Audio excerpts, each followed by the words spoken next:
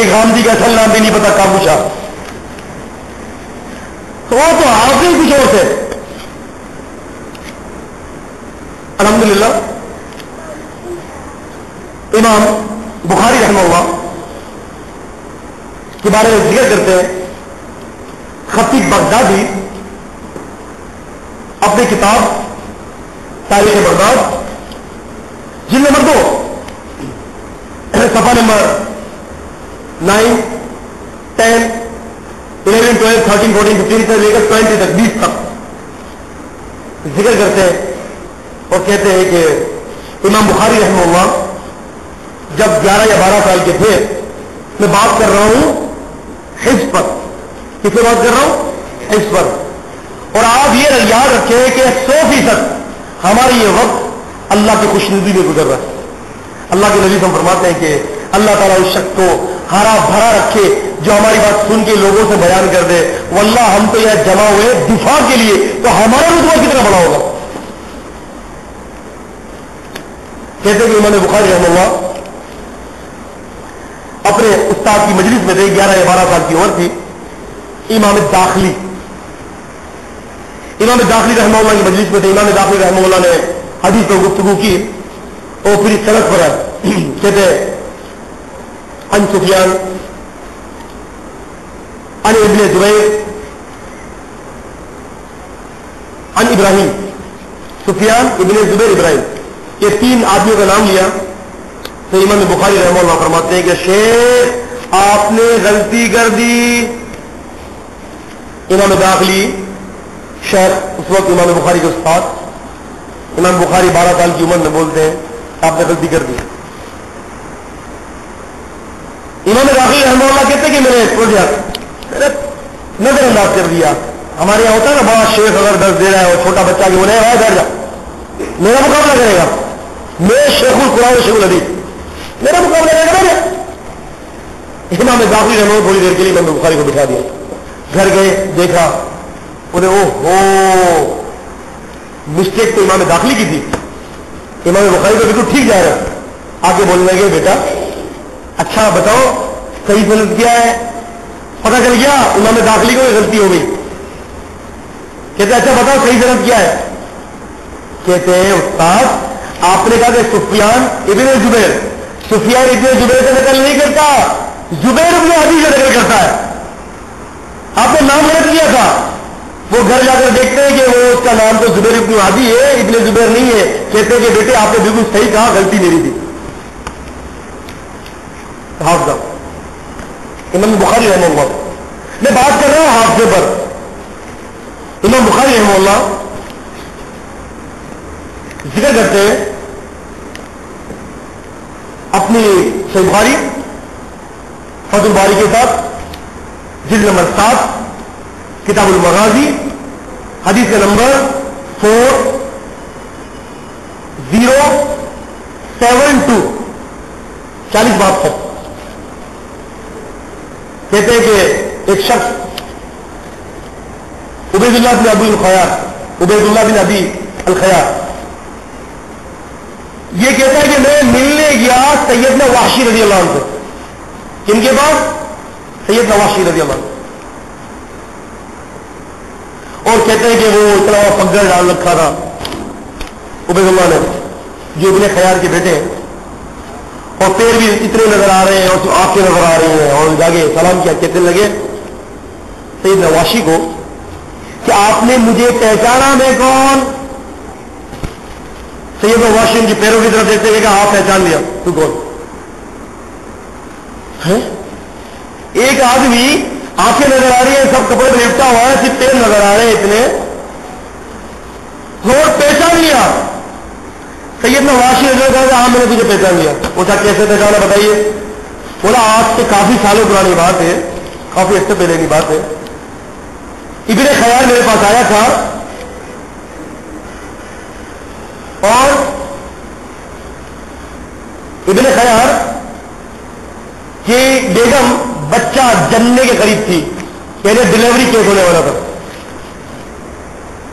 تو اس کا بچہ ہوا. میں نے دیکھا تھا اس بچے کے پیر, صرف پیر, کیا دیکھا؟ صرف پیر. پہچانے ایسے کہ ابن خیار کے بیٹے کے پیر تجھ سے ملنے، مجھے لگتا ہے کہ تو ابن خیار کا بیٹا ہے، کہ لگے کہ ہاں میں ابن خیار کا ہی بیٹا ہوں. حافظہ پیر سے پیر ملا لیا. یعنی ابن خیار کا بیٹا عبید اللہ ہو سکتا ہے 40 سال کا ہو، 50 سال کا ہو، 30 سال کا ہو، 20 سال کا ہو، یہ کنفرم ہے کہ جوان ہونے کے بعد کیا چلے 20 سال لگا لے. میڈیکل سائنس یہ تحقیق کرتی ہے کہ بچہ جب پیدا ہوتا ہے، پیدا ہونے کے بعد تقریباً 4-5 اسٹیج تبدیل کرتا اپنے چہرے کی. آپ بھی دیکھتے ہیں، آپ کی بھی تجزیے کی بات ہے، پہلا بچہ کیا ہوتا ہے، کچھ دنوں بعد کس پر جانے جاتا ہے، پھر کچھ دنوں بعد کس کے جیسا لگتا ہے، پھر کچھ دنوں بعد کس کے جیسا لگتا ہے نا بھائی. لیکن جوان ہونے کے بعد یہ پیر دیکھ کر پہچان لے کے تو ابن خیار کا ہی بیٹا ہے. حافظہ دیکھے سیدنا واسی رضی اللہ عنہ کا، کتنی بڑے حافظے کی بات ہے بھائی. باپ اپنے بیٹے کا پیر بھول جاتا ہے، بچپن میں کیسا پیر تھا یاد نہیں ہے. ایک صاحب نے رسیبہ سنایا، ایک صاحب کے یہاں تقریباً 40 بچے تھے، وہ کہتے ہیں کہ میں بھول جاتا ہوں کہ نعمان کون ہے اور کاشف کون ہے. تو یہ واسی رضی اللہ ذرا آپ حافظہ دیکھیں. الحمدللہ ان لوگوں کے حافظے ایسے ہی تیز ہوا کرتے تھے. اور بہت ساری روایات ہیں، وقت کم ہے، سوالات مجھے پورے کرنا ہے. اس طرح سے ایسا ہوگا نہیں کر لیں گے انشاءاللہ، مسئلہ تو نہیں ہے الحمدللہ. تو یہ دلیل ہے کہ صحابہ کرام کے حافظے بڑے تیز ہوا کرتے.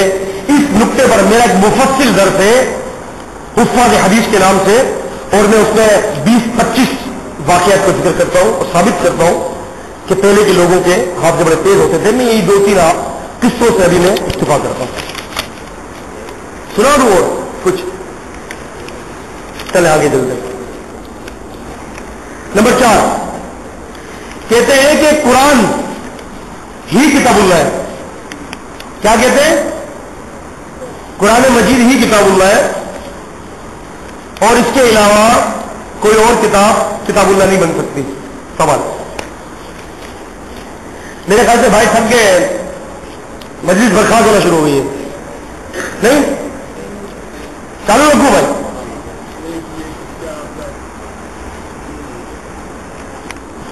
اچھا جی، تو کتاب اللہ کہتے ہیں کہ قرآن ہی کتاب اللہ ہے، حدیث کتاب اللہ نہیں ہے. اس کی دلیل وہ یہ کہتے ہیں کہ جی کتاب کی صورت میں ہوتا ہے.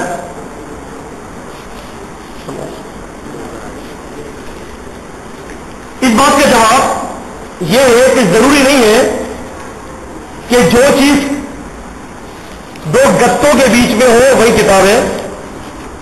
قرآن کریم کی روح سے صرف ایک خط کو بھی کتاب کہا جاتا ہے. سمجھ رہے ہیں آپ؟ صرف ایک خط کو بھی قرآن کریم کی روح سے کتاب کہا جاتا ہے. یعنی آج آپ کتاب، یہ بھی کتاب ہے جو میرے ہاتھ میں. دلیل قرآن کریم ذکر فرماتے ہیں سورۃ النمل پارہ نمبر 20 سورۃ نمبر 27 اور آیت نمبر 40. اللہ سبحانہ تعالیٰ ذکر کرتے ہیں کہ سلیمان علیہ السلام نے فرمایا کہ یہ خط ہے، یہ خط جو لکھا تھا بلقیس کے نام پر، کیا آپ اسلام قبول کر لیں، بتوں کی پرستی چھوڑ دیں، سورج اور چاند کی. تو کہتے ہیں کہ یہ کتاب لے جاؤ. خط لکھا اور سلیمان علیہ السلام کہہ رہے ہیں کہ یہ کتاب لے جاؤ اور میری طرف سے یہ کتاب ان کو دے دو. تو قرآن کریم کی روح سے پتا چلتا ہے کہ خط کو بھی کتاب کہا جاتا ہے. تو قرآن تو کتاب اللہ ہے، لیکن ساتھ میں حدیث بھی کتاب اللہ ہے. اس کی دلیل قرآن کریم ذکر فرماتا ہے سورۃ توبہ پارہ نمبر 10 سورۃ نمبر 9 آیت نمبر 36. آیت نمبر 36 اللہ سبحانہ وتعالی فرماتے ہیں ان عدۃ الشہور عند اللہ 12 شہرا فی کتاب اللہ. کہ اللہ کے نزدیک